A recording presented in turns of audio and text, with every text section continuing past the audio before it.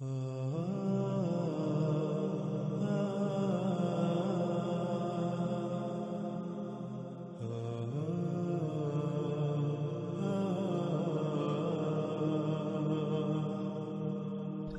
آگے رسول اللہ صلی اللہ علیہ وآلہ وسلم نے کہا اس میں کچھ شک نہیں اللہ جو ان سب سے اوپر ہے اس یوم یعنی اس مدت میں اس کے ساتھ اس سے مومنین کی حفاظت کرے گا جس کے ساتھ ملائکہ کی حفاظت کرتا ہے تسبیح سے، یعنی صرف وہی لوگ اس مدت میں دجال کے فتنے سے بچیں گے جن کا کردار ملائکہ کا سا ہوگا۔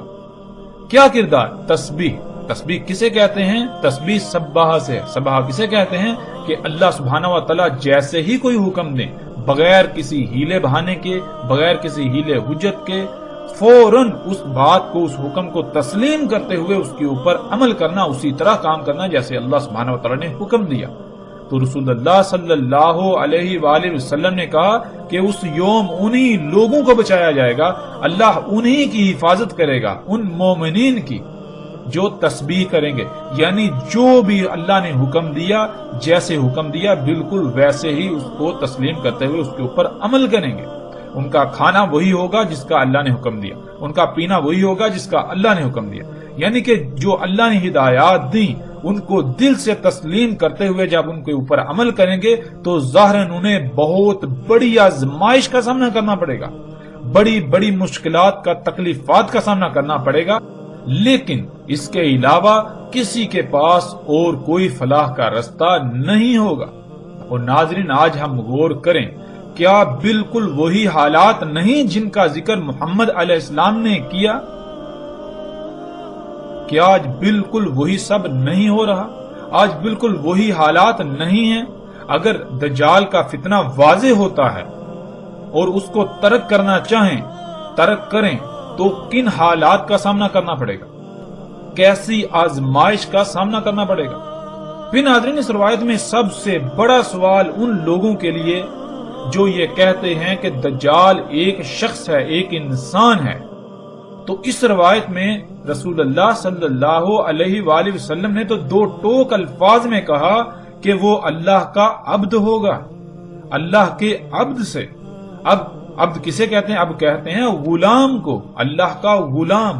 تو کیا دجال جو ہے وہ اللہ کا عبد ہوگا، اللہ کا غلام ہوگا؟ اس کا مطلب یہ کہ دجال تو پھر جنت میں جائے گا۔ کیوں؟ کیونکہ اللہ کا وعدہ ہے کہ اللہ اپنے عباد کو جنت میں داخل کرے گا، اللہ اپنے عباد کے اوپر عذاب نہیں لاتا، اللہ اپنے عباد جو ہیں جو اللہ کے غلام ہیں ان کو عذاب نہیں دیتا۔ اگر دجال ایک انسان ہے، ایک شخص ہے، تو پھر اس لحاظ سے تو وہ اللہ کا عبد اور وہ جنت میں جائے گا۔ اب یہ کیسے ممکن ہے؟ کیا کبھی ان پہلوؤں پر، ان باتوں پر کسی نے غور کیا؟ بہرحال جیسے جیسے ناظرین ہم آگے بڑھیں گے، ہر بات، ہر پہلو سے، ہر لحاظ سے، ہر طرح سے کھل کر سامنے آ جائے گی، کسی قسم کا کوئی شک و شبہ نہیں رہے گا۔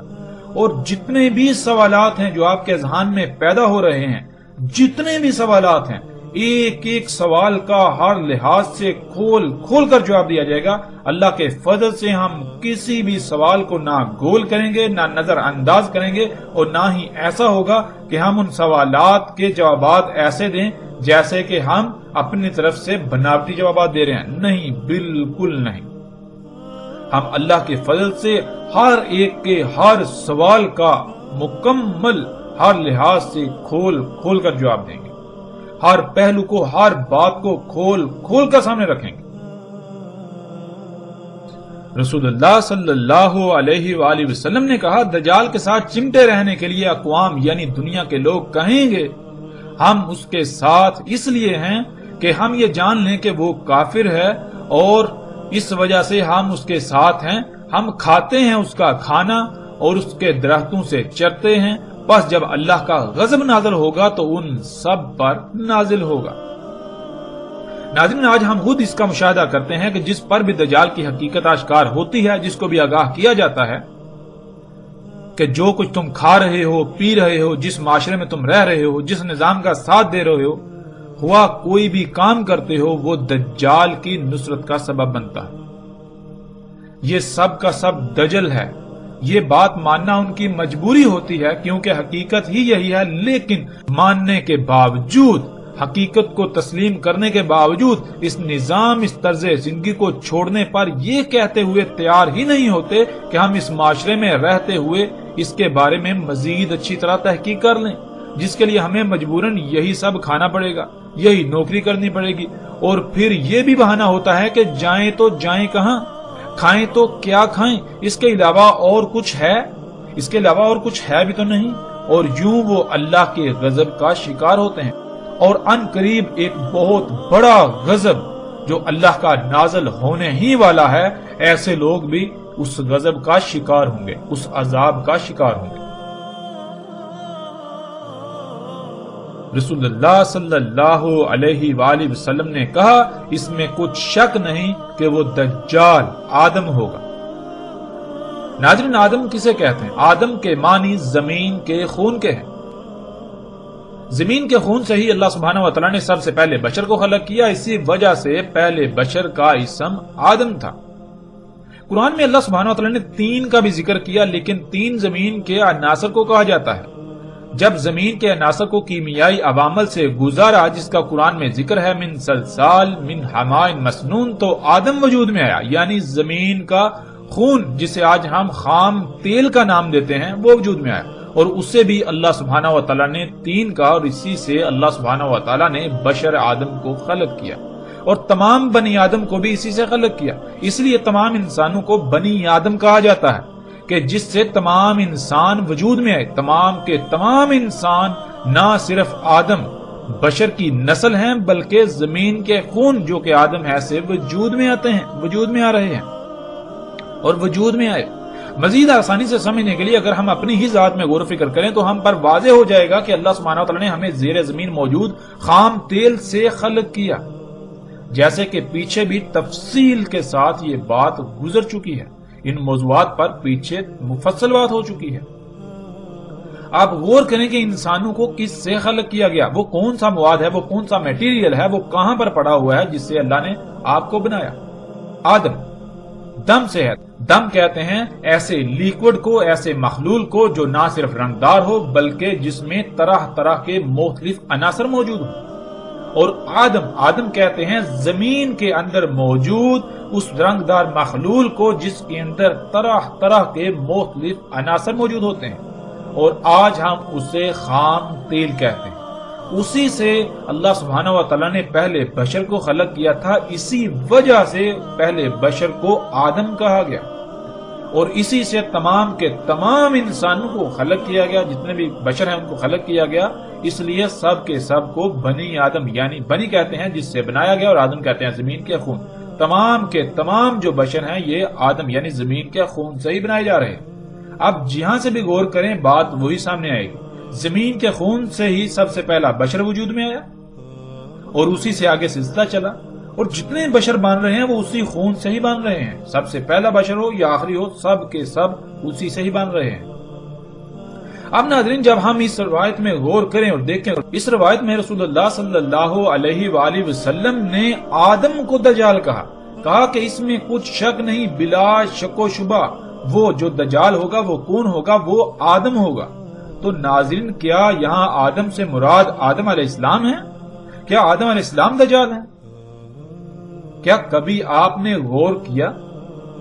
آدم تو کہتے ہیں زمین کے خون کو، جیسے عربی میں دم کہتے ہیں خون کو، دم کہتے ہیں وہ رنگدار مخلول جس کے اندر طرح طرح کے عناصر پائے جاتے ہیں، اور آدم کہتے ہیں زمین کے خون کو، زمین کے اندر موجود جو زمین کا خون ہے، جو زمین کی رگوں میں دوڑتا ہے، جس سے زمین اپنی نباتات نکالتی ہے۔ رسول اللہ صلی اللہ علیہ وآلہ وسلم نے کہا اس میں کچھ شک نہیں کہ آئے گا دجال نہر کو امر کرے گا کہ بہہ پڑ، پس وہ بہہ پڑے گی، پھر اسے حکم دے گا کہ پلٹ، پس وہ پلٹے گی، یعنی امر کرے گا کہ بہنا رک جا، پس وہ بہنا رک جائے گی، پھر اسے حکم دے گا یعنی امر کرے گا کہ خشک ہو جا، وہ خشک ہو جائے گی۔ ناظرین، آج یہ تمام کے تمام مناظر ہم اپنی آنکھوں سے دیکھ رہے ہیں۔ کہ ڈیم بنا کر جب چاہے نہروں کو جاری کیا جاتا ہے اور جب چاہے پانی روک کر ان کا بہنا بند کر دیا جاتا ہے، اور چاہے تو یہاں تک کہ وہ خشک ہو جائیں مگر پانی نہ چھوڑا جائے۔ تو ایسا ہی ہوتا ہے اور نہریں خشک پڑی رہتی ہیں۔ اور یہ سب کا سب کیسے ممکن ہوا؟ یہ سب کا سب آج اسی ٹیکنالوجی، انہی ایجادات سے ممکن ہوا۔ جن ڈیموں کو انسان اپنے لیے مسیحا یعنی فائدے مند سمجھتے ہیں کہ ان سے نہری نظام چلتا ہے اور بجلی وغیرہ پیدا ہوتی ہے، جو کہ آج دنیاوی زندگی میں ایک ستون کی حیثیت رکھتی ہے، بنیادی ستون، اور پھر انہی ڈیموں کی وجہ سے سیلابوں سے محفوظ رہتے ہیں، لیکن یہ سوائے دجل یعنی دھوکے کے کچھ بھی نہیں۔ یہ بہت بڑا دجل ہے اور اکثریت اس دجل کا شکار ہے۔ ناظرین، کبھی ہم نے اس بات میں غور کیا کہ جب ڈیم نہیں تھے تب دنیا میں کتنے سیلاب آتے تھے، اور آج سیلابوں کی تعداد اور ان سے ہونے والی تباہی کتنی ہے؟ آج ڈیم ہونے کے باوجود جب ڈیم نہیں تھے تو ان کے مقابلے میں، اس وقت کے مقابلے میں کئی گنا زیادہ اور کئی گنا بڑے بڑے تباہ کن سیلاب آتے ہیں اور انتہائی وسیع پیمانے پر تباہی پھیلاتے ہیں، انسانوں کو نقصانات کا سامنا کرنا پڑتا ہے۔ تو کیا یہ ڈیم مسیحا ہے، یہ محض دجل؟ آج ہم ڈیم بنا کر یہ سمجھتے ہیں کہ ہم نے نہری نظام بنا لیا اور یوں بہت سی زمین کاشتکاری کے قابل ہوگی، لیکن کبھی ہم نے یہ سوچا یہی پانی روک کر ہم نے زیر زمین نہ صرف پانی کی سطح کو کم کر دیا بلکہ پوری دنیا کی زمین کو بنجر کر دیا؟ کیا یہ دجل نہیں؟ جن ڈیموں کو انسان اپنے لیے مسیحا سمجھتے ہیں ان سے نہری نظام کے ذریعے اچھی فصل ہوتی ہے، لیکن وہی ان سے لاکھوں نہیں کروڑوں گنا زیادہ فصل تباہ و برباد ہو جاتی ہے، کیونکہ انہی ڈیموں کی وجہ سے زیر زمین پانی کی سطح انتہائی کم ہو کر زمین پھر فصلیں پیدا کرنے کے قابل ہی نہیں رہتی اور نہیں رہی۔ پھر کھادوں کے ذریعے ایسی فصلیں اگائی جاتی ہیں جو دیکھنے میں بہت بڑی لگتی ہیں لیکن حقیقت میں وہ لا تعداد بیماریوں کا منبع ہوتی ہیں۔ کیا یہ دجل نہیں؟ کبھی آپ نے سوچا ڈیموں کے ذریعے پانی روکنے سے زمین پر اللہ کی کتنی ہی مخلوقات ہیں جو پانی نہ ملنے سے تڑپ تڑپ کر موت کا شکار ہو جاتی ہیں اور دڑا دڑ موت کا شکار ہو رہی ہیں؟ کیا کبھی یہ سوچا؟ کیا کبھی اس پہلو پر غور کیا؟ ان مخلوقات کا آپ کے ساتھ اور باقی کائنات کے نظام کے ساتھ کیا تعلق ہے؟ ان کی ہلاکت سے کائنات میں کیا فساد ہوگا؟ کیا ہلاکتیں آئیں گی؟ کن تکالیف سے باقی مخلوقات کو سامنا کرنا پڑے گا؟ کیا ان باتوں میں کبھی کسی نے غور کیا؟ کیا کبھی آپ نے یہ سوچا کہ یہ زمین جو کہ ایک مشین کی مانند ہے اور اس کی تمام مخلوقات پرزوں کی مانند ہیں، اور جب ہم اس مشین کے لا تعداد پرزوں کو ناکارہ بنا دیں گے تو اس زمین کا حال کیا ہوگا؟ کیا کبھی کسی نے یہ سوچا؟ تو کیا پھر زلزلے نہ آئیں، موسموں میں تباہ کن تبدیلیاں واقع نہ ہوں، سیلاب نہ آئیں، طوفان نہ آئیں، خوراک اور پانی میں کمی واقع نہ ہو، طرح طرح کی بیماریاں نہ آ گریں؟ کیا کبھی کسی نے یہ بات سوچی؟ کیا کبھی کسی نے ان پہلوؤں پر سوچا؟ کبھی غور کیا کہ یہ ہمارے لیے مسیحا ہیں یا پھر ہم صرف اور صرف اس کے دجل کا شکار ہو کر اسی شاخ کو دن رات کاٹنے میں مگن ہیں جس پر ہم خود بیٹھے ہوئے ہیں؟ رسول اللہ صلی اللہ علیہ وآلہ وسلم نے کہا، نکلے گا دجال کوسی سے، اس کو جانا جاتا تھا تم سے پہلے، کہا جائے گا اسے کوسی، کثیرۃ الصباح۔ جواب ملا ہاں، کہا وہیں سے دجال نکلے گا۔ صباح ناظرین کہتے ہیں کھادیں، نباتات اگانے والے اجزاء و عناصر، کیمیکلز وغیرہ، یعنی وہ عناصر، وہ اجزاء جو زمین کو اگانے پر مجبور کرتے ہیں۔ یعنی زمین پر ہم سے پہلے جو قومیں آباد تھیں اور اپنے ہی کرتوتوں کے سبب ہلاک ہوئیں، وہ اس زمین کو کوسی کہتے تھے جس میں کھادیں ڈالی جاتی تھی اور ایسے کیمیکلز، ایسے اجزاء یا ایسے عناصر وغیرہ ڈالے جاتے تھے جن سے فصلیں اگائی جاتی تھی۔ کھادوں کے ڈالنے سے جو فصل اگتی تھی وہ دجال تھا، یعنی ایسی فصل محض دھوکہ ہے۔ کھادوں سے اگائی جانے والی فصلیں دیکھنے میں، نظر آنے میں تو بہت زبردست لگتی ہیں، فصلیں دیکھنے میں اچھی اور بہت زیادہ ہوتی ہیں، لیکن حقیقت یہ ہوتی ہے کہ اس فصل کا ظاہری پہلو تو بھلا ہوتا ہے لیکن اس کا باطن بیماریوں سے بھرا ہوتا ہے۔ یہی تو دجل ہے کہ ایک رخ جو سامنے والا ہے وہ تو بہت زبردست ہے، لیکن جو دوسرا پوشیدہ رخ ہے وہ عیبدار، نامکمل اور نقائص سے بھرا پڑا ہے۔ ایسی فصل کا استعمال کرنے والے برکت سے محروم اور طرح طرح کی بیماریوں، خامی اور نقائص کا شکار ہوں گے۔ ایسی فصلوں کو کھانے سے لا تعداد مخلوقات اموات کا شکار ہوں گی، ہلاکتوں کا شکار ہوں گی، ان کو نقصانات کا سامنا کرنا پڑے گا، دنیا میں فساد عظیم ہوگا۔ رسول اللہ صلی اللہ علیہ وآلہ وسلم نے کہا، نکلے گا دجال حمار پر، رجسن علی رجس۔ سب سے پہلے دجال کے حمار کو سمجھ لیجئے، اور اسے سمجھنے سے پہلے اللہ کے حمار یعنی گدھے کو سمجھنا ہوگا۔ اللہ سبحانہ وتعالی کا حمار، گدھا، وہ ہے جو اللہ سبحانہ وتعالی نے خلق کیا اور اسے انسان کے لیے خلق کیا تاکہ انسان اس پر سواری کرے اور اپنے سامان کو منتقل کرنے میں آسانی ہو، تجارتی مقاصد کے لیے بھی، مال کی منتقلی کے لیے بھی، مشقت کے لیے بھی استعمال کیا جائے۔ یہ ہے اللہ کا حمار یعنی اللہ کا گدھا۔ اب آتے ہیں دجال کے حمار یعنی دجال کے گدھے کی طرف۔ جب بھی دجال کے حمار کا ذکر ہوتا ہے تو فوراً ذہن میں یہ آتا ہے کہ جیسے کوئی مخصوص شخص ہوتا ہے، مثلا اس کا نام عمران ہے تو اس نے ایک گدھا خریدا جو عمران کا گدھا کہلائے گا، حالانکہ اس کے علاوہ لاکھوں کروڑوں گدھے دنیا میں موجود ہیں، لیکن صرف وہ ایک ہی گدھا عمران کا کہلائے گا۔ بالکل دجال کے بارے میں یہی نظریہ قائم ہے جو کہ انتہائی جاہلانہ اور گمراہ کن ہے۔ ہمیں کبھی بھی یہ بات نہیں بھولنی چاہیے کہ دجال رب بنے گا، یعنی دجال اللہ کے مقابلے پر ایسی ذات ہوگی جو وہ سب کام کرے گی جو اللہ سبحانہ وتعالی کے کرنے والے ہیں، اور وہ ذات اللہ کے مقابلے پر وہ سب کام کرے گی۔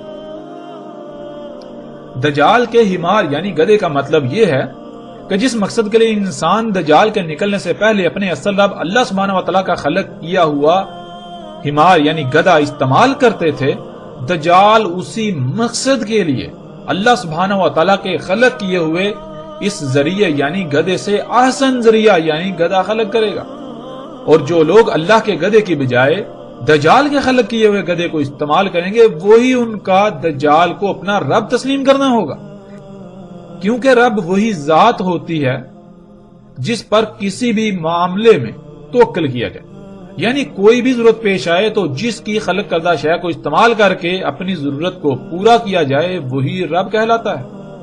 یہاں تک ہمارے لیے نہ صرف دجال کا حمار واضح ہو گیا بلکہ دجال کے بارے میں مزید واضح ہو گیا کہ دجال کسی مخصوص شخصیت کا نام نہیں بلکہ دجال ایسی ہی کسی ذات کا نام ہے جیسے اللہ سبحانہ وتعالی کی ذات ہے۔ جو کام اللہ سبحانہ وتعالی کرتے ہیں وہی کام جو بھی اللہ کے مقابلے پر کرے گا وہ ذات دجال کہلائے گی، اور آج وہ سب کچھ اللہ کے مقابلے پر ہو رہا ہے جو آج سے پہلے صرف اللہ سبحانہ وتعالی ہی کرتا تھا، اور آج یہ سب کچھ صرف اور صرف ٹیکنالوجی سے ہی ممکن ہوا، انہی مشینوں انہی ایجادات سے ممکن ہوا، اور یہی سب دجال ہے، یعنی یہی ایجادات ہیں، یہی مشینیں ہیں، یہی ٹیکنالوجی ہی ہے کہ انسان ہر معاملے میں اللہ کی بجائے اسی پر توکل کرتا ہے، یعنی اللہ کی بجائے اسے اپنا رب بنائے ہوئے ہے۔ ناظرین، آپ آتے ہیں روایت کی طرف۔ رجس کہتے ہیں اسے جو انسان کو کسی بھی معاملے میں اللہ کی بجائے اپنے اوپر توکل کرنے پر مائل کرے یا مجبور کر دے۔ مثلا ناظرین، آج جو گاڑیاں موجود ہیں، جب یہ گاڑیاں موجود نہیں تھی تو انسان کے لیے سواری کے ذرائع صرف گدھے، گھوڑے، خچر اور اونٹ وغیرہ تھے۔ جب بھی انسان کو سفر کی ضرورت پیش آتی تو فوراً انسان کے ذہن میں یہی ذرائع آتے اور انہی پر انحصار کرتا، لیکن آج گدھے، گھوڑے، خچر اور اونٹوں کی موجودگی کے باوجود جب بھی انسان کو سفر کی ضرورت پیش آتی ہے تو فوراً جس کے بارے میں ذہن میں آتا ہے وہ گاڑیاں ہیں، اور گاڑیوں کی موجودگی میں انسان کے بالکل بھی ذہن میں گدھے، گھوڑے، اونٹ وغیرہ کا خیال نہیں آتا۔ اس کی جو وجہ بنی اسے عربی میں رجس کہتے ہیں۔ جب بھی سفر کی ضرورت پیش آئی تو فوراً گاڑی کا خیال آیا، اسی پر انحصار کیا، اسی پر توکل کیا، باوجود اس کے کہ گدھے، گھوڑے، خچر اور اونٹ وغیرہ موجود ہیں۔ آج انسان چاہ کر بھی گدھے، گھوڑے، اونٹ وغیرہ پر سفر نہیں کرتا جہاں بھی یہ گاڑیاں موجود ہیں۔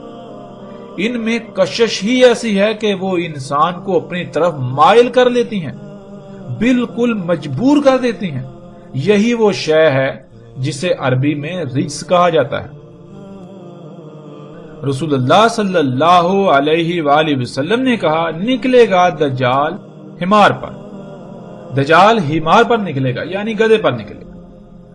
مطلب یہ کہ دجال کی ابتدا گدھے سے ہوگی، یعنی اللہ کے مقابلے پر جو شے سب سے پہلے خلق ہوگی اور وہ دجال اکبر ہوگا، وہ سواری کا ذریعہ ہوگی۔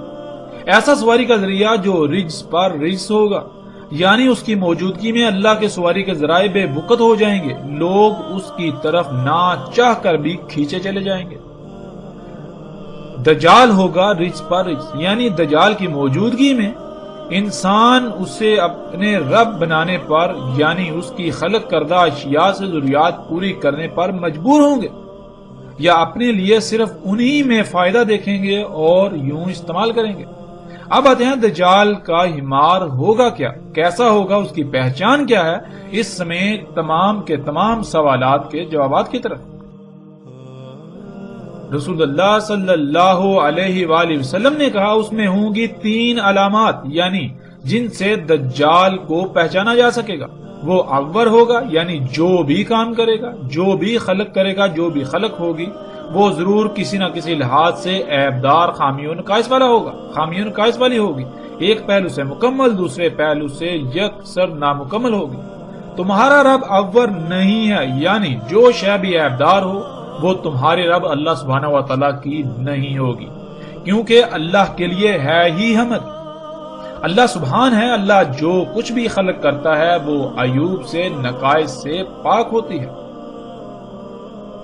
اللہ کچھ بھی عیبدار، نقائص والا، خامی والا خلق نہیں کرتا، اس لیے جو کچھ بھی عیبدار ہوگا وہ تمہارے رب کا نہیں ہوگا، اور نہیں مسخر کیے جائیں گے اس کے لیے دواب مگر حمار، یعنی اللہ سبحانہ تعالیٰ کا جو دابہ ہے وہ تمام کے تمام جاندار جو زمین پر رینگنے والے ہیں، اپنی ٹانگوں پر چلنے والے ہیں، یا اڑنے والے ہیں، یا پھر تیرنے والے ہیں، سب کو خلق کرنے کا الگ الگ مقصد ہے، جن میں سے کچھ ایسے ہیں جن کو اللہ سبحانہ و تعالیٰ نے سواری کے لیے خلق کیا، لیکن وہ تو محض چند ایک ہیں، اور جو ان کے علاوہ ہیں جن کی تعداد کا شمار ہی نہیں، ہر کسی کو الگ الگ مقصد کے لیے خلق کیا۔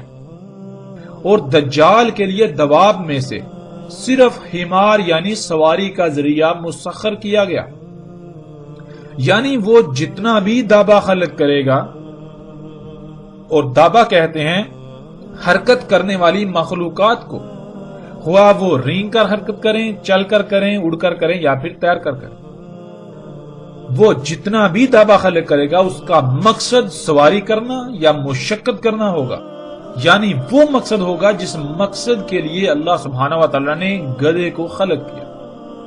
رجسن علی رجس، یعنی دجال کے گدھے کے ہوتے ہوئے کوئی بھی انسان سواری کی ضرورت پوری کرنے کے لیے یا مشقت کے لیے اللہ کے گدھے کو استعمال نہیں کرے گا، بلکہ دجال گدھے کی جانب چاہتا ہوا یا نہ چاہتا ہوا کھینچا چلا جائے گا۔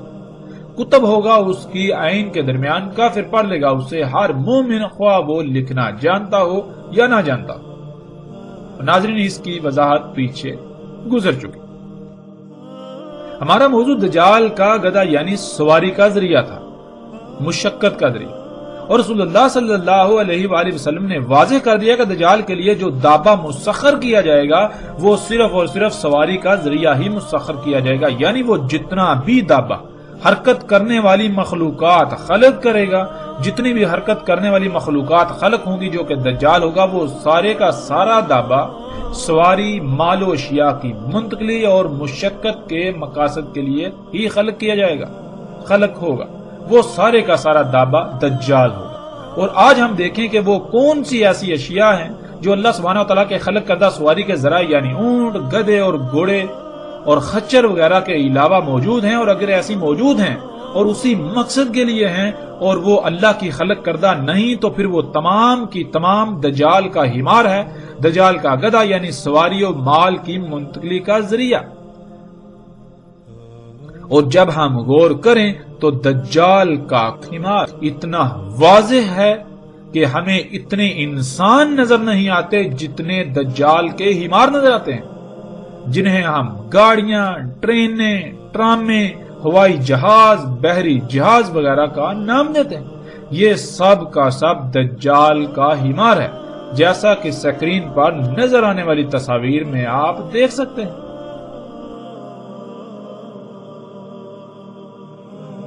رسول اللہ صلی اللہ علیہ وآلہ وسلم نے کہا، جان لو اس میں کچھ شک نہیں، دجال ہوگا۔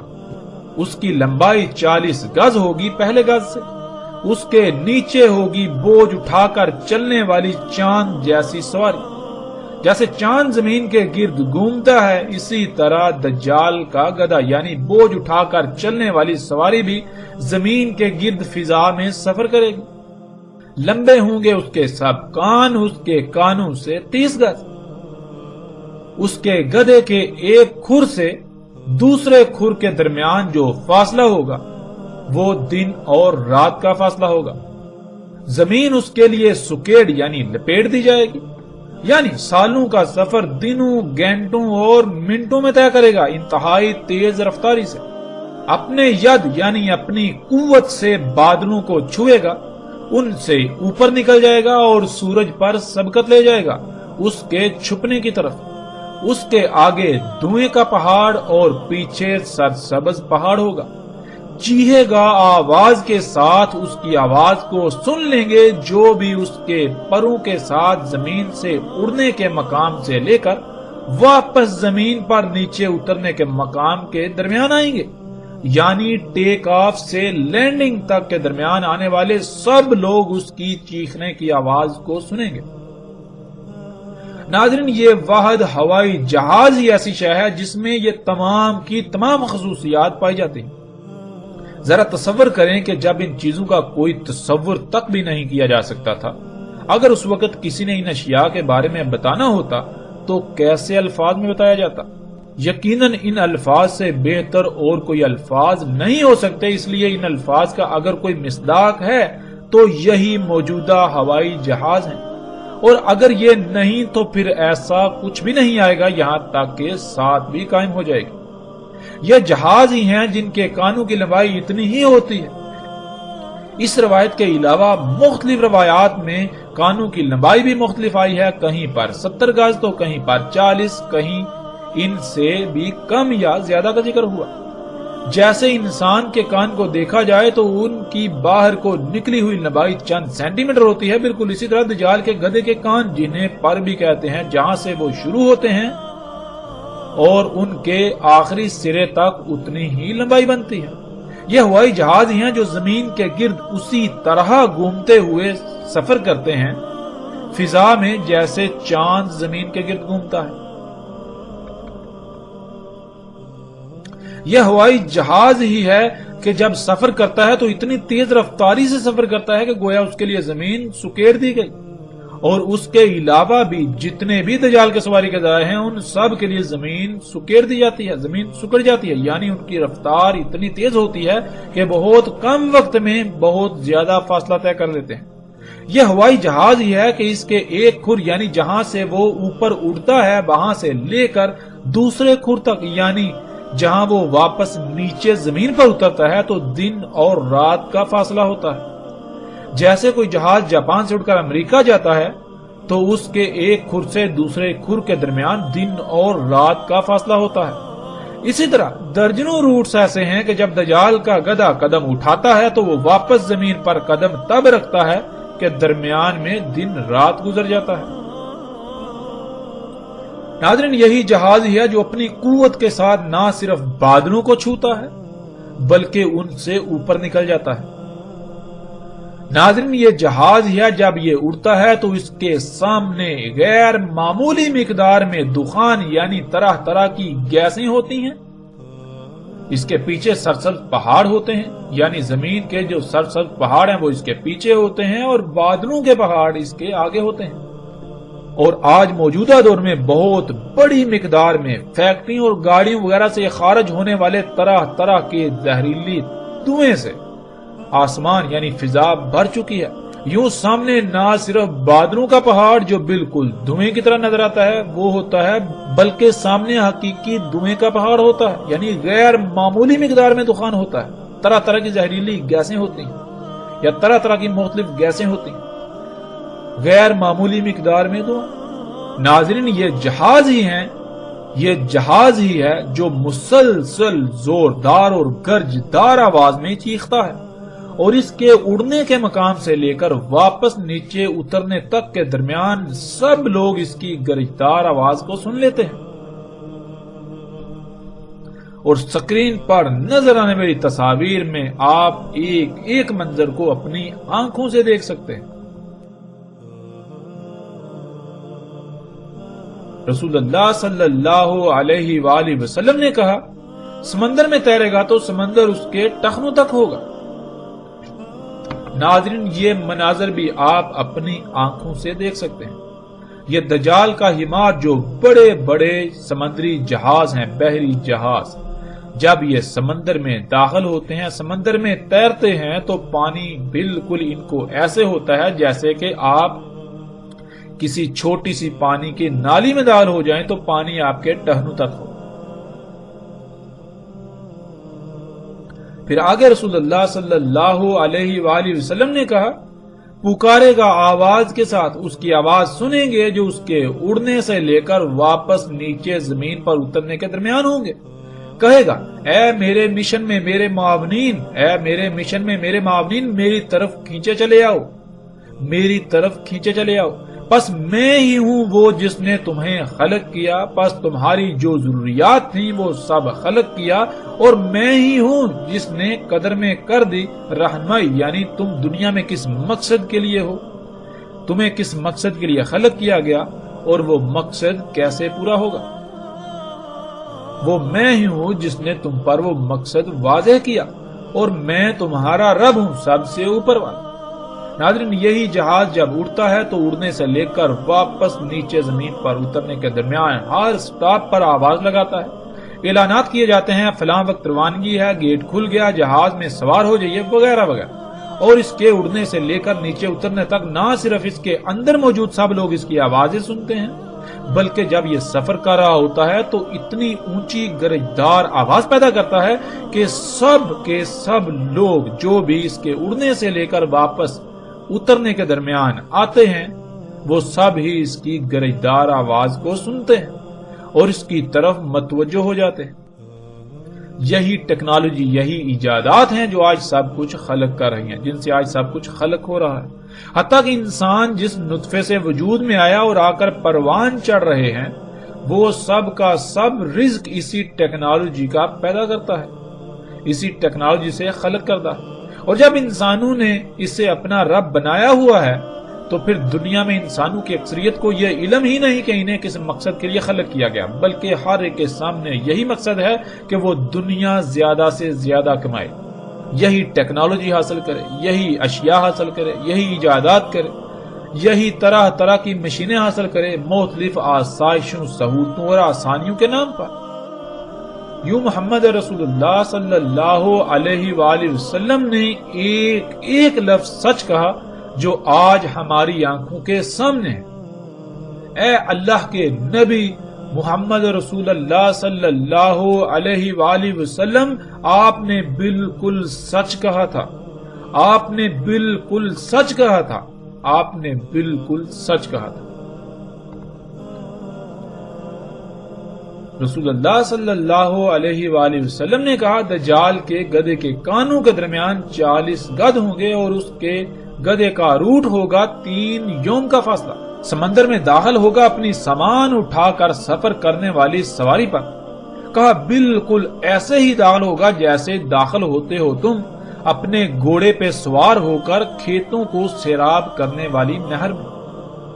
یعنی ناظرین، جیسے آپ کھیتوں کو سیراب کرنے والی کسی کھال میں، جو پانی کی کھال ہوتی ہے، نالی ہوتی ہے، اس میں داخل ہوں گھوڑے پر سوار ہوگا تو گھوڑے کو کتنا پانی ہوگا؟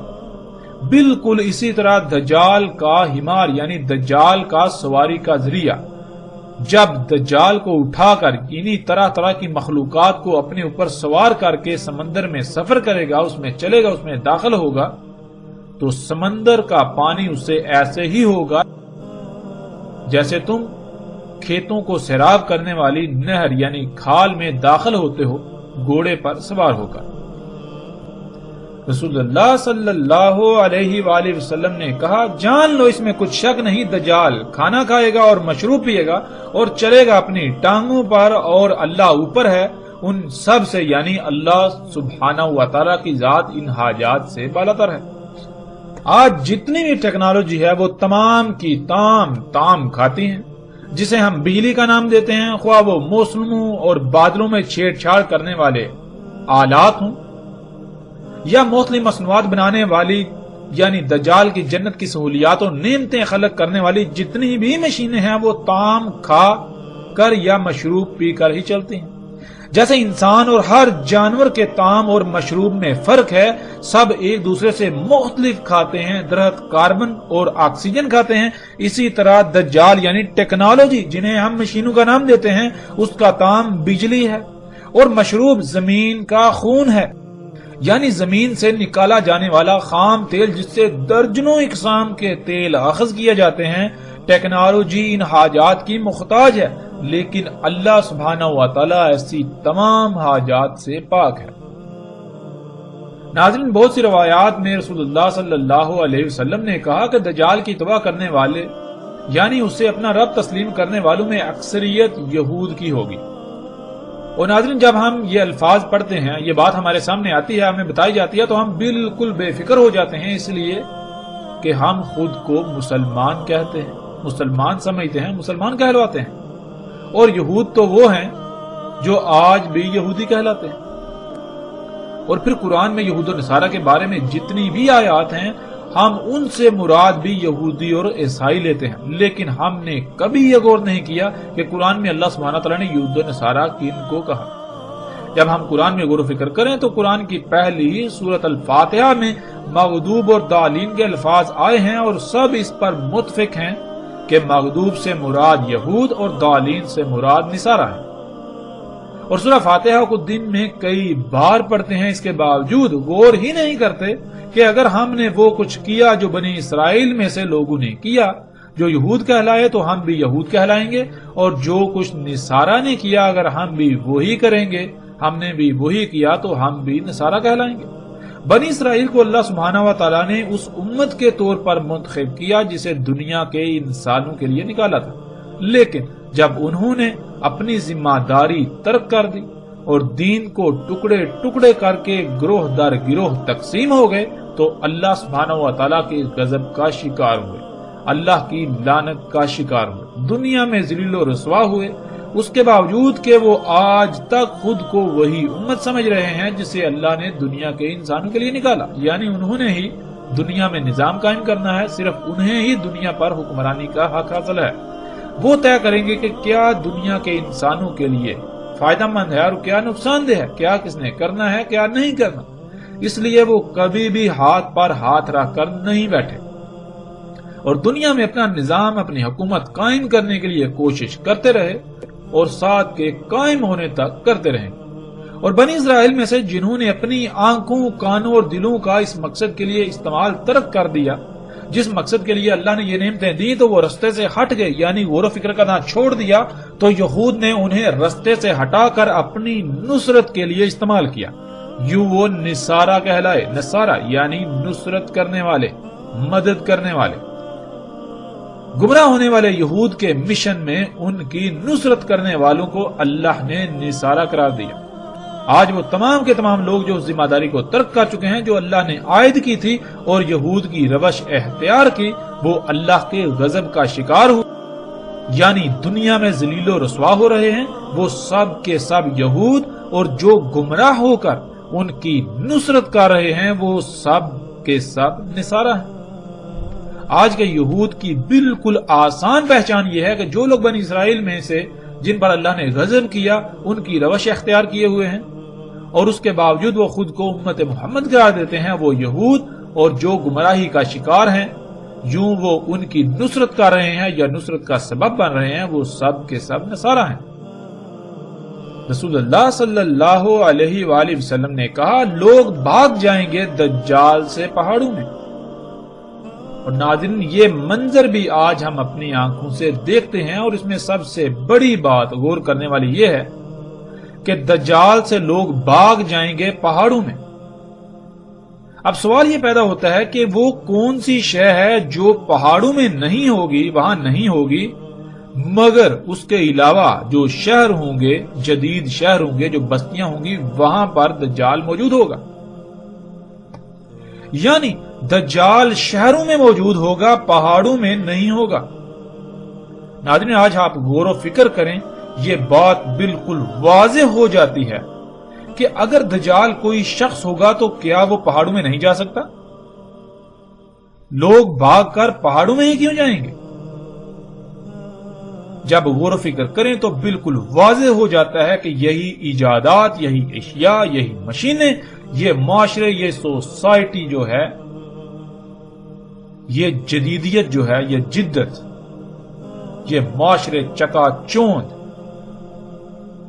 جو طرح طرح کی ایجادات سے، اشیاء سے، سہولتوں، آسائشوں کے نام پر بڑے بڑے ہیں، دنیا میں جنت کا منظر پیش کر رہے ہیں۔ جن لوگوں پر یہ حقیقت واضح ہوتی ہے کہ یہ تو دجل ہے، یہ تو دجال ہے، یہ تو دھوکہ ہے، تو وہ یہاں سے جب نکلتے ہیں تو کہاں جاتے ہیں؟ پہاڑوں میں۔ اور پہاڑوں میں کیا ہے؟ جب آپ پہاڑوں میں رہنے والوں کی زندگیوں کو دیکھیں تو ان کی زندگیاں دجال سے پاک ہیں، ان اشیاء سے پاک ہیں، وہ بہت بڑی حد تک فطرت کے قریب ہیں۔ رسول اللہ صلی اللہ علیہ وآلہ وسلم کے یہ الفاظ بھی بالکل واضح کر دیتے ہیں کہ دجال کیا ہوگا۔ اس کے باوجود بھی اگر ہم جان بوجھ کر گمراہی کا سودا کرنا چاہتے ہیں تو فیصلہ ہمارے اپنے ہاتھ میں۔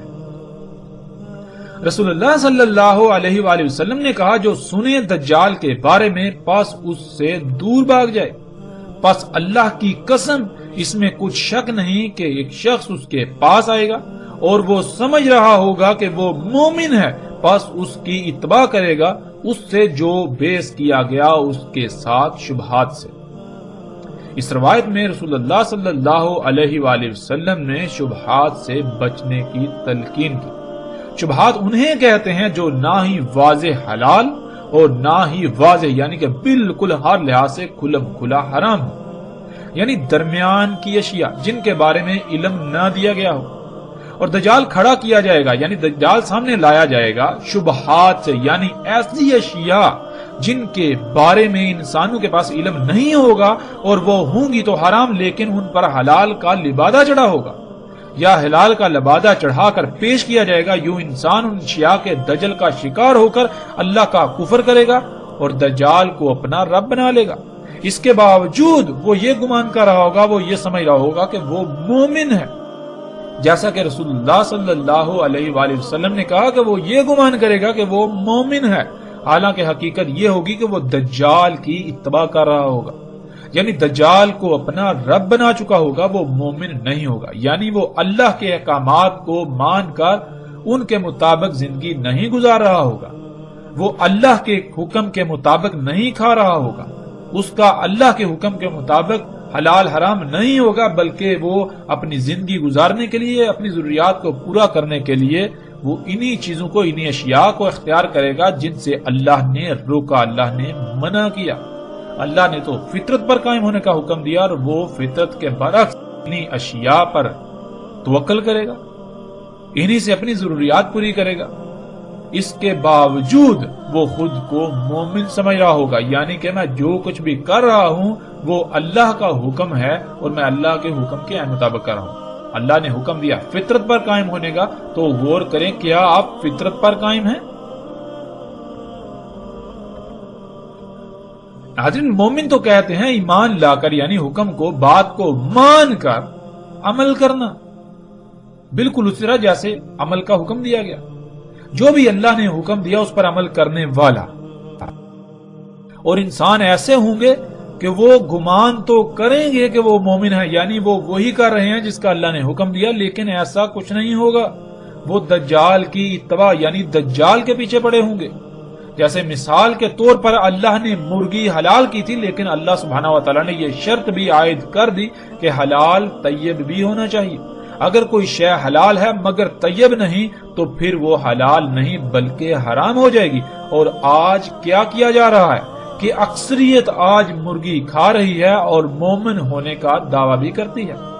حالانکہ حقیقت یہ ہے کہ وہ مرغی جو اللہ نے حلال کی طیب کی شرط پر، وہ آج طیب ہے ہی نہیں، اور نہ ہی وہ اللہ کی خلق کردہ ہے، بلکہ وہ تو ٹیکنالوجی سے خلق کردہ ہے اور اسی سے پروان چڑھائی گئی. غور کریں کہ مرغی کے وجود میں آنے کا اللہ نے کون سا قانون وضع کیا.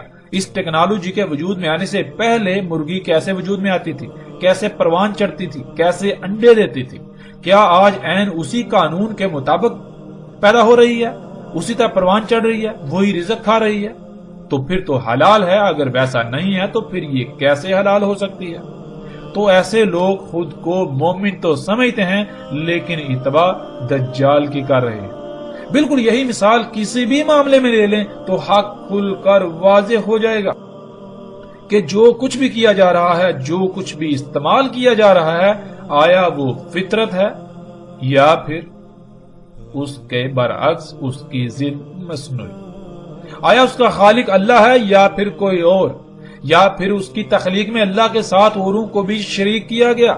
اللہ کی مخلوقات میں، اللہ کی تخلیقات میں چھیڑ چھاڑ کی گئی، ان میں مداخلت کی گئی، جیسا کہ آج سب کچھ کیا جا رہا ہے. اللہ کی ہر خلق میں مداخلت کی جا رہی ہے. جسے شرک اکبر کہا گیا وہ شرک کسی کو نظر آ ہی نہیں رہا، جسے فساد کہا گیا وہ کسی کو نظر آ ہی نہیں رہا. اور ان سب کی وجوہات کیا ہیں یا پھر اس کی سب سے بڑی وجہ کیا ہے؟